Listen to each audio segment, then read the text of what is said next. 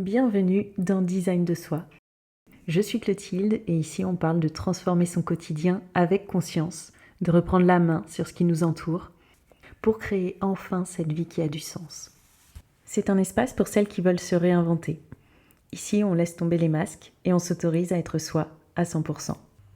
Aujourd'hui, on va parler d'un sujet qui, je pense, est d'actualité et continuera pendant les prochaines années à être d'actualité. On va parler de votre système nerveux. Le système nerveux, c'est un sacré sujet parce que si vous êtes un peu renseigné sur la question, c'est l'objet de tous nos maux, finalement, quand on creuse un petit peu sur notre mal-être, notre manque de concentration, notre manque de clarté, le fait qu'on n'arrive pas à prendre des décisions, de ne plus savoir s'écouter, de ne plus savoir qui on est, où on va. On trouve beaucoup de réponses dans notre système nerveux, dans son état. Est-ce qu'il se sent apaisé? Est-ce qu'il se sent en sécurité? Et aujourd'hui, je vais vous apporter mon prisme là-dessus. Donc vous l'aurez compris, un système nerveux en PLS, ça n'amène rien de bon dans votre vie. Un système nerveux apaisé, il va vous aider à retrouver des idées claires, une pensée fluide, des meilleures prises de décision et un quotidien plus fluide, puisque c'est quand même l'idée de ce podcast, c'est que votre vie, non seulement vous commenciez enfin à la kiffer, et que votre activité, que ce soit votre carrière, votre business, soit beaucoup plus en phase avec vous. Donc vous l'aurez compris, l'outil que j'affectionne particulièrement, c'est la maison. Pourquoi la maison? Parce que c'est un outil qui est à notre disposition. On l'a tous sous les yeux. Il est accessible par tout le monde. C'est l'endroit où on passe le plus de temps et où on passe le plus de temps en sécurité. Donc c'est le meilleur endroit pour se reconnecter à soi, comprendre comment on fonctionne et enfin aligner chaque décision à la personne qu'on est. Et aujourd'hui, je vais vous partager les 5 erreurs qu'on fait sans s'en rendre compte chez soi et qui épuisent notre système nerveux. En préambule, je vais vous expliquer une notion que je vais imager et vous allez très vite comprendre, je pense. Moi, le jour où on me l'a expliqué comme ça, en tout cas, ça a été beaucoup plus clair dans ma tête et ça m'a aidé à aménager tous mes lieux de vie et à aménager également les lieux sur lesquels je travaillais en tant que décoratrice holistique. Votre maison, comme tous les lieux que vous fréquentez, elle a une ambiance, elle a une atmosphère que vous ressentez sans forcément le voir. Et cette atmosphère-là, elle est liée au flux d'énergie qu'il y a dans votre maison. Alors moi je parle d'énergie parce que ça me parle et c'est complètement ok pour moi et c'est clair dans ma tête. Je vais vous l'expliquer autrement pour que ce soit beaucoup plus imagé, beaucoup plus concret pour vous. Vous pouvez voir ça comme un flux qui rentre dans votre maison et qui circule dans votre maison. Dans certaines traditions comme le Feng Shui, on appelle ça le Qi. C'est l'énergie vitale qui rentre dans votre maison et qui circule dans votre maison. Et cette énergie, donc elle est plus ou moins élevée et vous allez comprendre pourquoi. Donc ce fameux Qi, vous pouvez le voir comme un flux et ce flux, j'aime bien l'imager avec une rivière. Cette rivière, elle rentre toujours par le même endroit dans votre maison, elle rentre par la porte d'entrée. Donc vous pouvez voir ça comme une rivière. Et le but du jeu, pour maintenir un bon niveau d'énergie ou en tout cas une bonne atmosphère dans votre maison, le but du jeu, ça va être d'entretenir ce flux. C'est-à-dire que la rivière ne s'éteigne pas et ne soit pas bloquée. Et vous allez le comprendre assez facilement avec 2 images. Imaginons un premier lieu où on entre directement dans la grande pièce de vie, ou par exemple dans un loft où on rentre dans un grand espace directement. Votre rivière, quand elle arrive par la porte d'entrée, en fait il y a tellement d'espace d'un coup que le flux d'eau, il perd de sa vitesse et de son flux tout de suite, il s'étale et il disparaît. Donc c'est le genre de lieu, quand on a une entrée qui se présente comme ça et qui donne sur un grand espace, dans lequel l'énergie va s'éteindre tout de suite. Et à l'opposé, imaginez un lieu où on arrive dans une entrée un peu encombrée, on ne sait pas trop où passer, on a peut-être du mal à ouvrir la porte. Ça, c'est un lieu où l'énergie vitale qui voudrait rentrer dans votre maison n'arrive même pas à accéder aux pièces suivantes parce que dans l'entrée, c'est encombré. La rivière, elle a du mal à circuler. Donc j'espère que c'est plus concret pour vous, expliquer comme ça. Cette énergie vitale qui va entretenir l'atmosphère positive de votre maison. Le but du jeu, je vous disais, c'est de l'accompagner de manière fluide à travers toutes les pièces de votre chez vous.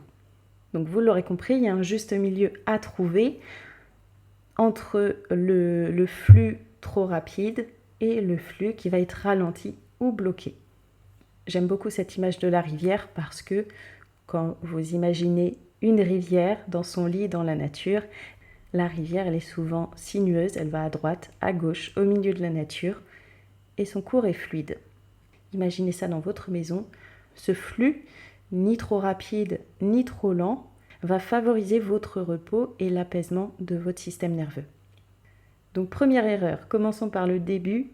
Je vous ai dit que ce flux d'énergie, il arrivait par la porte d'entrée. Et ce flux se charge bien avant de rentrer dans votre maison. C'est-à-dire qu'il se charge devant votre maison. Donc la première chose importante à travailler pour favoriser l'apaisement de votre système nerveux, c'est que votre devanture de maison favorise l'arrivée de ce flux. Donc de façon globale, l'entrée de votre maison, extérieure de la maison et intérieure de la maison, va être importante à travailler pour favoriser l'aspect positif de ce flux. Donc je vous disais, ce flux il se charge en amont de votre maison. C'est-à-dire que cette énergie qui va rentrer chez vous va être beaucoup plus positive si l'entrée de votre maison est dégagée, est lumineuse. Donc encore une fois, il faut que l'énergie elle puisse arriver facilement jusqu'à votre porte, qu'il n'y ait rien qui la gêne. Donc c'est pas un débarras, c'est pas un lieu où on pose les poubelles, en attendant de les porter jusqu'au bac ou jusqu'au container. Voilà, tâchez de garder le lieu propre, le tout. Je vous dis pas de faire quelque chose d'ostentatoire et de dépenser des centaines d'euros pour avoir une entrée propre, neuve. C'est pas le but. Juste mettez-y de l'attention. Vous allez le ressentir même en arrivant chez vous. Le fait ne serait-ce que d'avoir une entrée propre où le chemin est accessible jusqu'à la porte, vous allez voir que vous allez arriver chez vous beaucoup plus détendu. Donc, votre système nerveux, il commence là, déjà en sachant que vous rentrez chez vous et qu'en plus, votre devanture de maison est agréable à regarder, agréable à parcourir jusqu'à la porte d'entrée. Donc voilà pour l'entrée extérieure et c'est pareil à l'intérieur de votre maison, vous l'aurez compris avec l'image de la rivière. Il faut que cette rivière, elle circule facilement d'une part, donc on évite les portes qui grincent, les portes qui ont du mal à s'ouvrir, qui frottent par terre, l'encombrement derrière la porte, c'est important de pouvoir ouvrir la porte en entier. Vous l'avez compris, la rivière, il faut qu'elle puisse passer. Et voilà, on désencombre, on range. Moi, j'aime bien que visuellement, ce soit beau et propre quand je rentre chez moi. Donc, par exemple, si j'ai des rangements, je vais mettre des portes ou des rideaux devant. Le tout, c'est que visuellement, quand vous arriviez, ce soit propre, clair, dégagé. Donc voilà, une des erreurs qu'on peut faire, ce serait de laisser l'entrée encombrée et ne pas y porter trop d'attention, alors que l'entrée, c'est le sas de décompression. C'est là où vous marquez la transition entre le monde extérieur et le monde intérieur. Et c'est transposable sur vous, c'est le sas de transition entre votre monde extérieur et votre monde intérieur. Votre maison, c'est votre monde intérieur. Donc si vous ne dites pas clairement et de façon propre, aérée, lumineuse à votre système nerveux que c'est bon, là il est en sécurité, ce qu'il y avait dehors, on n'a plus à s'en préoccuper, eh bien le système nerveux pourrait rester un petit peu en alerte. Donc c'est pas le but. Votre premier focus va être sur votre entrée, donc entrée extérieure, intérieure. Et idem dans le cas inverse, si vous arrivez directement dans une grande pièce, l'idée ça va être si on reprend cette rivière, ça va être de la guider gentiment, cette rivière, que le flux soit fluide et qu'il ne se déverse pas directement dans toute la maison. Donc pour ça, voilà, quand vous faites une rénovation, un achat neuf, en tout cas que vous avez la possibilité de dessiner des plans, matérialiser l'entrée, ce sera important. Si vous êtes en location, ou bien si vous êtes comme moi, que vous adorez ouvrir la porte de chez vous et voir directement le jardin en face et la nature. Moi j'adore faire ça, mais en effet il y a un petit travail supplémentaire à faire si vous êtes dans ce cas, que vous aimez bien avoir une vue dégagée et pas tomber directement sur un mur qui matérialise une entrée. Vous pouvez matérialiser l'entrée autrement.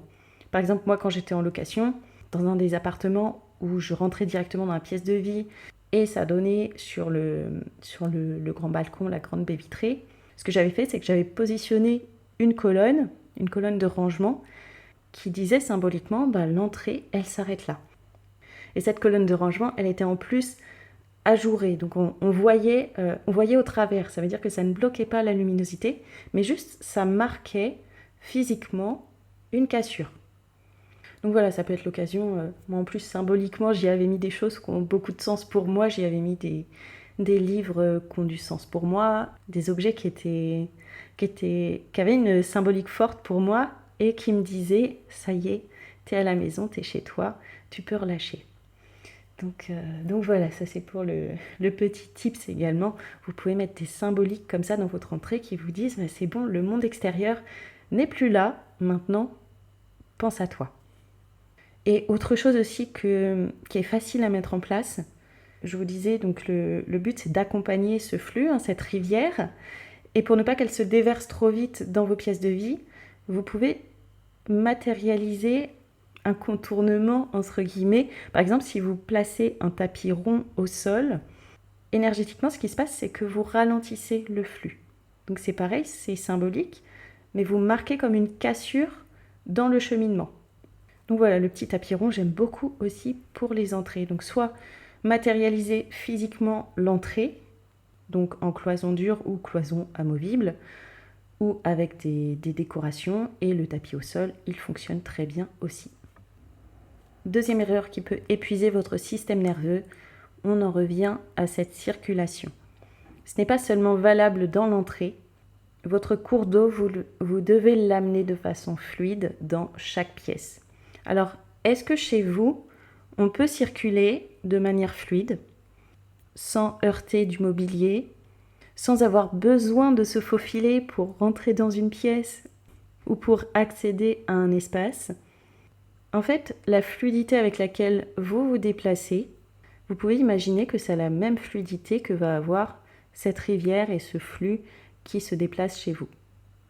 Donc c'est pas valable seulement avec l'entrée et la porte d'entrée. Est-ce que dans chaque pièce vous pouvez rentrer facilement? Il n'y a pas de mobilier qui gêne, il n'y a pas d'affaires qui ne sont pas rangées qui gênent. Et est-ce que entre les meubles ou d'un espace à l'autre, on peut facilement aller? Par exemple, est-ce qu'on peut facilement accéder au salon ou est-ce qu'il y a des gros fauteuils qui gênent et il faut se faufiler pour accéder à l'espace? Voilà, tout ça dans le but d'apaiser encore une fois votre système nerveux. Les choses doivent être fluides, les mouvements doivent être fluides et on va éviter toutes les frictions mentales qui au quotidien vous demandent un effort de vous dire « Ah, faut que j'accède à tel endroit ou à tel meuble ou à telle porte et ça veut dire qu'il va falloir que j'enjambe tel meuble ou que je me faufile entre ces deux fauteuils. » Ça, c'est des petites frictions qui au quotidien, vous vous en rendez pas compte, mais sont très fatigantes. Et ce système nerveux, il faut en prendre soin. On est dans une société où on est sursollicité tout le temps, où on a une masse d'informations à traiter en permanence. Quand vous êtes chez vous, c'est pour vous reposer. C'est le moment où c'est important de faire le reset, parce que le monde extérieur aujourd'hui ne vous permet pas ce reset. Donc l'objectif, si vous voulez apaiser votre système nerveux, c'est de réduire ce nombre d'informations chez vous et de réduire toutes ces frictions. Donc, quand on parle de circulation, c'est pas seulement dans l'entrée, c'est dans toute votre maison. Est-ce qu'aujourd'hui, tous les espaces sont facilement accessibles chez vous? Et est-ce que également, l'énergie ne circule pas trop rapidement? C'est-à-dire, est-ce que vous avez matérialisé cette circulation, donc donné une direction? Ou est-ce que vous avez encore des espaces qui sont un peu vides, pas occupés? Ça, c'est des espaces où l'énergie va s'éteindre.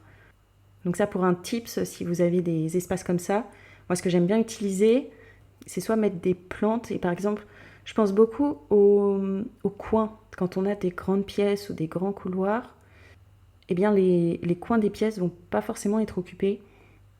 Et moi, j'aime bien les matérialiser, soit avec des plantes, soit aussi avec de la lumière. Ça, je le fais. Par exemple, poser une bande LED dans un recoin où vous savez que c'est pas un espace où il va y avoir de la vie parce que vous n'allez pas l'occuper physiquement. Eh bien, redonner de la vie, c'est aussi poser des objets ou mettre une source de lumière. Donc j'aime bien faire ça, moi, dans les coins, même, par exemple, dans un coin derrière le canapé, j'aime bien mettre un éclairage indirect, par exemple, qui part du sol et qui éclaire le plafond.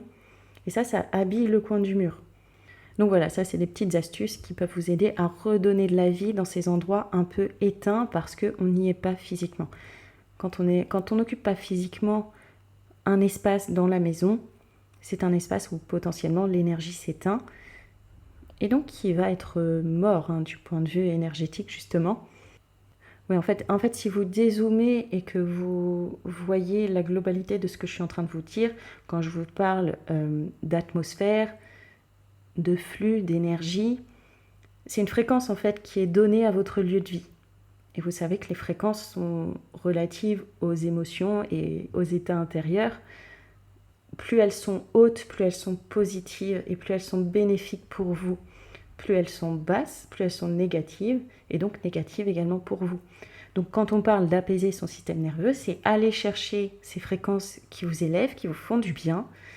Et pour ça, c'est redynamiser chaque zone de la maison. Donc des zones qui sont un peu mortes énergétiquement. Sur la moyenne de votre logement, ce sont des zones qui vont tirer vers le bas la fréquence de votre logement. Donc voilà pour l'aparté. Ne vous dites pas, bon c'est une petite zone, c'est pas grave.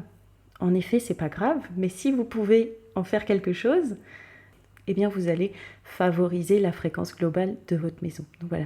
Et c'est souvent pour les petits détails où on se dit, oh c'est bon, c'est pas grave, que en fait ces petits détails se multiplient et finalement forment une conséquence qui n'est pas négligeable sur la maison en entier. En fait, si dans chaque pièce vous vous dites, bon c'est bon, les coins, les coins je les ai pas aménagés, et c'est pas grave, ou il y a une pièce qui est vide chez moi que je n'utilise pas et j'ai toujours la porte fermée et j'oublie qu'elle existe, eh bien à l'échelle du logement, ça a quand même une conséquence importante. Donc je ne pensais pas vous parler des pièces vides, mais en fait ça a complètement sa place à ce moment précis du podcast. Ça je l'ai déjà vu. Je l'ai déjà vécu.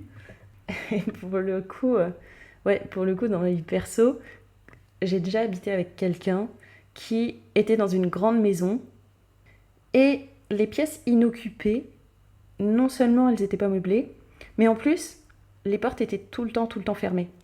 Et ça, c'est la bonne illustration de zones qui sont énergétiquement mortes dans votre maison.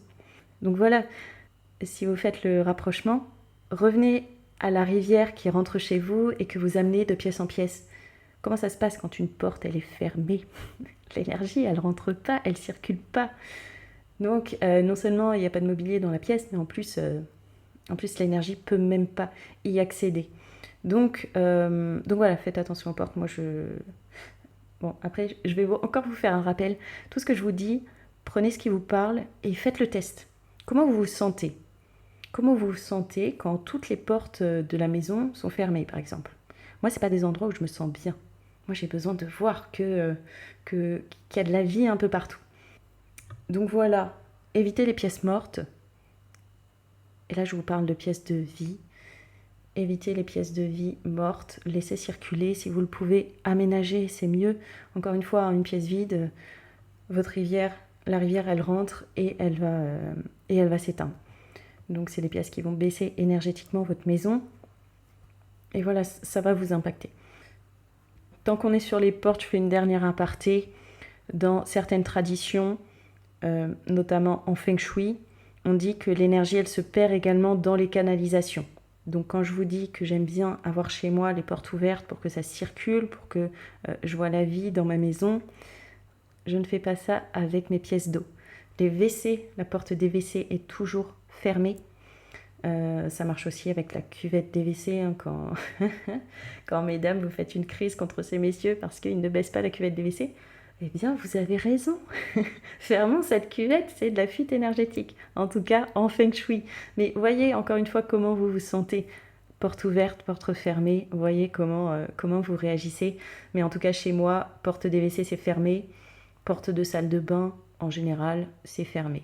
Bon, là, je suis dans une maison où j'ai pas encore posé la porte de la salle de bain, donc pour le coup, c'est ouvert et je vois que ça m'impacte pas trop, donc ça va. Je survis à ça, mais voilà, faites les tests chez vous. Porte ouverte, porte fermée, coin vide, coin meublé ou éclairé. Faites le test, voyez comment vous vous sentez, mais si vous appliquez tout ça, vous allez voir que votre système nerveux, il va s'apaiser naturellement. La troisième erreur qui épuise votre système nerveux à la maison, c'est un bureau où votre cerveau ne se sent pas en sécurité. Alors que vous travailliez de chez vous ou que vous ayez un espace où vous aimez bien vous poser pour faire du journaling, pour faire une activité créative ou pour juste être avec vous-même, faites en sorte de créer une position assise qui soit sécurisante. Quelle que soit l'activité intellectuelle ou manuelle que vous fassiez, l'état le plus intéressant à aller chercher, c'est cet état de flow. C'est cet état où vous êtes pleinement dans votre activité, pleinement concentré, vos pensées sont fluides. Et pour ça, évidemment, un système nerveux apaisé va aider. Et pour créer cet état, c'est un état de sécurité qu'on va aller chercher, encore une fois. Donc l'enjeu, ça va être de créer une position assise depuis laquelle vous voyez le potentiel danger arriver. Donc, danger est un bien grand mot, mais pour notre cerveau primitif, c'est comme ça qu'il réagit. Il va rester en vigilance permanente parce que vous êtes occupé intellectuellement à autre chose. Donc, vous avez un système interne qui capte tout ce qui se passe. Et votre système interne, il a un peu plus de mal à capter ce qui se passe dans votre dos. Faites le test, voyez comment vous vous sentez. Moi, quand j'ai emménagé dans ma maison, j'avais dessiné un espace bureau. J'en ai même dessiné plusieurs. Et j'ai dessiné plusieurs agencements en fait. Et la seule à laquelle je reviens aujourd'hui, c'est loin d'être la plus confortable, mais c'est celle qui me sécurise le plus finalement. Et celle qui me sécurise le plus, c'est quand j'ai un mur derrière moi. Donc c'est position assise, dos au mur. Ce qui fait que notre système interne n'a pas à s'inquiéter de ce qui arrive dans notre dos. On sait qu'il n'y a rien qui va arriver dans notre dos. Et là, on peut pleinement être focus sur notre tâche. Et moi, je l'ai de nouveau expérimenté. Donc, encore une fois, je vous dis que c'est beaucoup d'expérimentation. Il y a des choses qu'on sait avec notre tête. Mais tant qu'on ne les a pas vécues, c'est un petit peu plus compliqué à intégrer. Et donc, évidemment, tout ça, je le savais en dessinant mon bureau. Donc, je savais que je ne dessinais pas une position de bureau idéale. D'une part, j'avais mis un bureau amovible dans un coin contre un mur tout au fond de ma pièce bureau. Et même si sur le papier, c'était parfait parce que j'avais un coin de mur derrière moi, c'était OK. Finalement, je me suis sentie très isolée du reste de la maison, donc je me suis pas sentie à l'aise. J'avais l'impression justement d'être dans un coin mort de ma maison. Donc énergétiquement, c'était pas ouf, je pense, donc je l'ai ressenti. Et quand mon bureau a été terminé, mon idée, c'était d'avoir une vue dégagée sur la nature. Donc ça, c'est important également pour le flot des pensées. Mais quand je m'installe devant la fenêtre, finalement, c'est pareil, je ne vois pas ce qui arrive dans mon dos. Donc c'est pas une position que j'ai longtemps utilisée. J'ai testé les fauteuils confortables du coin repas. Donc ça, c'était top, mais pareil, là, niveau circulation, en fait, j'étais en plein dans un passage. En fait, quand vous êtes entre deux fenêtres, l'énergie, elle circule quand même assez fort entre les ouvertures de la maison. Donc, c'est des lieux un peu dynamiques. Pour faire des tâches dynamiques, c'était OK. Pour me concentrer sur des tâches un peu plus profondes, c'est pas une place où je me suis sentie bien. Donc là, je reviens à une place contre un mur. Je suis pas sur la place la plus confortable parce que je me retrouve sur une banquette avec un coussin. Mais bon, a priori, mon système nerveux se sent bien ici. Donc pour l'instant, c'est là que je travaille. Mais cet exemple, c'est juste pour vous rappeler que c'est de l'expérimentation. Vous avez la théorie. Et encore une fois, moi, mon mode de pensée, c'est que les méthodes universelles ne marchent pas pour tout le monde. On peut s'en inspirer, mais il faut vraiment le tester et l'adapter à soi. Donc c'est ce que je vous inspire à faire ici. Je vous donne des tips. Je vous donne également mon expérience, mon vécu. Et tout ça, testez-le. Prenez d'une part ce qui vous parle, vous laissez ce qui ne vous parle pas. Et faites votre expérience et vous allez voir qu'avec ça, a priori, en fait, plus vous allez mettre de la conscience sur ce qui vous entoure, plus vous allez pouvoir bâtir un écosystème autour de vous qui fonctionne pour vous et qui vous soutient au quotidien, qui favorise votre niveau d'énergie, votre concentration, votre clarté d'esprit et votre apaisement. Troisième erreur, et pas des moindres, on va parler de la chambre. Donc sur un podcast où on parle de comment apaiser son système nerveux, la chambre est évidemment un point de vigilance très important, c'est votre sommeil, c'est là où vous allez vraiment vous régénérer et récupérer et faire un réel reset au niveau de votre système nerveux. Donc, erreur à ne pas faire dans la chambre, c'est la position du lit. Et là, encore une fois, vous pouvez faire des tests, voir vos ressentis. Moi, je vous partage certes des connaissances que j'ai, mais surtout des choses que j'ai testées par moi-même. Donc, observez comment votre lit est positionné par rapport à la porte d'entrée. C'est ça qui est important. Pour un bon sommeil réparateur, vous devez vous sentir en sécurité. Se sentir en sécurité, ça veut dire voir venir le potentiel danger.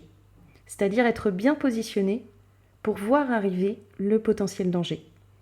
Donc, imaginez que votre porte d'entrée, elle est sur le même mur que votre tête de lit. Quand vous êtes allongé, vous ne voyez pas ce qui arrive par la porte d'entrée. C'est derrière vous. Ça ne va pas être la position idéale de votre lit pour un sommeil réparateur et un système nerveux apaisé. Maintenant, à l'inverse, imaginez la porte d'entrée sur le mur opposé de la tête de lit. C'est-à-dire que vous ouvrez la porte et vous arrivez directement sur la longueur du lit. Cette configuration, dans certaines traditions, est appelée la position du lit de mort. Au-delà de la métaphore pas très joyeuse, moi ce que je ressens quand on m'explique ça, cette configuration, c'est que l'énergie va se déverser très vite et très fort sur le lit directement. Et la chambre, qui est un lieu de repos, dans laquelle on va favoriser plutôt les énergies douces pour favoriser le repos, c'est pas une configuration qui va être optimale parce que l'énergie, le flux dans cette configuration va être beaucoup trop rapide sur le lit. C'est encore pas la configuration optimale d'avoir la porte d'entrée sur le mur opposé de la tête de lit. Donc la meilleure configuration pour votre lit, c'est de positionner la tête sur un mur perpendiculaire à la porte d'entrée. De cette façon, quand vous êtes allongé, vous allez voir arriver le potentiel danger, donc vous avez une vue sur la porte d'entrée. Et le flux, la rivière, quand elle arrive dans votre chambre, va être un flux qui sera ni trop léger ni trop fort dans votre lieu de repos. Donc voilà, ça c'est la 4e erreur que vous pouvez faire sans vous en rendre compte, c'est qu'un lit mal positionné va perturber votre repos. Et la 5e erreur qui peut épuiser votre système nerveux à la maison, ce sont des espaces qui créent du bruit visuel et qui empêchent votre système nerveux de relâcher la vigilance. Du bruit visuel, c'est du désordre. Ça veut dire que si vous évoluez dans un environnement qui est encombré, qui est chargé d'informations, votre système nerveux va toujours rester en vigilance. Il y a un flux d'informations incessant que vous allez traiter et qui va lui demander un effort d'analyse. Et au-delà de la théorie, je pense qu'on l'a tous vécu. Quand vous êtes dans une pièce avec beaucoup d'informations, beaucoup d'objets ou du désordre, et que vous vous posez par exemple sur votre canapé ou sur le fauteuil en vous disant « là, je fais une petite pause et c'est rien que pour moi, je veux me détendre », est-ce que vous arrivez vraiment à vous détendre ? Bon, je pense qu'on l'a tous vécu. On voit non seulement les objets qu'on n'a pas rangés, les objets qui n'ont même pas de place définie dans la maison et on ne sait pas quoi en faire. On voit également les tâches qu'on n'a pas terminées parce qu'on a laissé en plan, on se dit qu'on va y revenir. Et en fait, ça nous rappelle juste ce qu'on n'a pas fini. Donc finalement, ça peut nous dévaloriser au passage sur le fait qu'on n'a pas terminé la tâche. Et également, moi, ce que je vois toujours, et c'est pour ça que j'aime bien aller dormir ailleurs pour me reposer, c'est-à-dire, oui, quand je vais en vacances, mais même de temps en temps, me prendre une chambre d'hôtel, en fait, ça m'aide vraiment à me reposer parce qu'il y a une chose que je ne vois plus quand je ne suis plus chez moi, c'est que je ne vois plus tout ce que j'ai à faire. Donc, toutes les tâches ménagères que je n'ai pas faites ou aussi tous les travaux que je n'ai pas terminés. Toutes ces petites choses. Quand vous vous posez chez vous et vous vous dites « Tiens, je vais prendre un moment pour moi, je vais me reposer », Eh bien, si visuellement c'est chargé d'informations qui ne sont pas positives, votre système nerveux ne va pas s'apaiser. Jusque-là, c'est très logique. C'est très logique, mais en fait, dans le quotidien, on ne s'en rend pas forcément compte. Donc, c'est aussi pour ça que je vous le répète et que j'insiste. Il y a des choses auxquelles on s'habitue. Pour le coup, je sais de quoi je parle. J'ai vécu des années dans ces environnements chargés d'informations. Au bout d'un moment, on croit que c'est OK, parce que c'est comme ça. Les gens avec qui on vit, ils ne changeront pas. Mais en fait, c'est une fatigue permanente qui s'installe. On croit que c'est OK, puis on se demande pourquoi le matin on se réveille et puis on est toujours aussi fatigué que la veille. Ça n'explique pas tout, mais ça coûte pas grand-chose de s'affranchir de cette cause. C'est-à-dire que ça coûte pas grand-chose de mettre en place toutes ces petites choses dans votre intérieur pour apaiser au maximum et pas s'en rajouter. Parce qu'il y a plein d'autres événements qui vont impacter votre système nerveux dans votre quotidien. Donc la maison, qui est le lieu où vous vous régénérez et où vous devez vous sentir en sécurité, c'est primordial, c'est quand même la fonction première du logement. Évitez-vous toutes ces frictions. Donc tout ce que je vous ai partagé, ce sont des erreurs qui sont facilement évitables, même si tout ce que je vous ai dit, vous le saviez déjà. Bien là, c'est juste votre signe de le mettre en place maintenant. Parce qu'il y a beaucoup de choses qu'on sait, on le sait avec sa tête, mais tant qu'on ne l'a pas entendu de l'extérieur et qu'on ne s'est pas posé la question de l'impact que ça avait sur nous, on est beaucoup moins enclin à passer à l'action. Donc c'est aussi pour ça tous les épisodes que j'enregistre. Des fois, je vais insister sur des points, mais des points qui sont importants à répéter. Et ça me semble important que vous compreniez l'impact que ça a sur vous. C'est pour ça que j'aime bien vous poser des questions pour que vous puissiez vraiment vous imprégner du sujet et vous demander comment votre corps réagit à ces infos. Par exemple, je peux vous demander, quand vous vous posez dans votre canapé, le soir, après votre journée, qu'est-ce que vous voyez sous vos yeux ? Est-ce que c'est apaisant, ça donne envie de déconnecter ? Ou est-ce qu'il y a des améliorations que vous pourriez faire parce qu'il y a un surplus d'informations ? Et là, quand je vous dis tout ça, je ne vous parle pas de l'extrême où il n'y aura rien de posé sur les tables et sur les meubles. On ne parle pas d'une maison de catalogue, mais là, c'est vraiment votre ressenti. C'est vous qui mettez votre jauge. Testez. Est-ce que le bruit visuel est OK pour vous en ce moment dans votre intérieur ? Ou est-ce que vous sentez que ça peut être amélioré et vous vous sentiriez mieux si vous mettiez un peu plus de conscience là-dessus pour diminuer ce bruit visuel ? Donc voilà, refaites le check chez vous. Les 5 erreurs qu'on a citées, c'est une entrée qui bloque ou qui fait fuir l'énergie, une circulation encombrée dans votre maison, un bureau où votre cerveau ne se sent pas en sécurité, un lit mal positionné qui perturbe le repos, et des espaces qui créent du bruit visuel et empêchent votre système nerveux de relâcher la vigilance. Donc voilà, je pense qu'on a fait le tour du sujet. J'espère que ça vous aura inspiré. Je vous invite à tester, à mettre en place des petites choses. Des fois, ça ne demande pas un grand effort, mais ça peut impacter votre quotidien. Et en fait, ce dont vous ne vous rendez peut-être pas compte, c'est qu'une petite action peut avoir des grands effets sur la durée. Si vous avez l'image de l'effet cumulé, des petites actions répétées au quotidien vont avoir un effet incroyable sur le long terme. Et là, ce que je suis en train de vous proposer, c'est qu'une petite action faite peut-être une fois dans votre maison va avoir un impact sur vous tous les jours.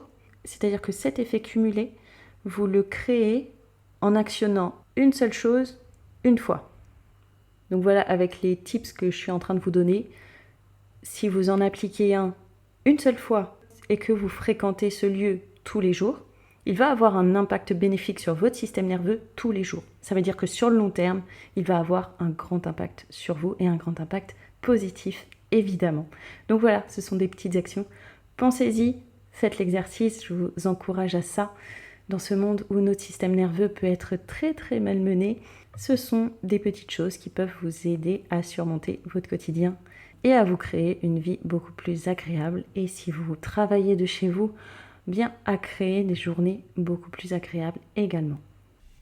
Merci d'avoir écouté. Et avant de partir, si cet épisode t'a parlé, abonne-toi, laisse une note 5 étoiles et partage-le à une femme qui a besoin d'entendre ça aujourd'hui.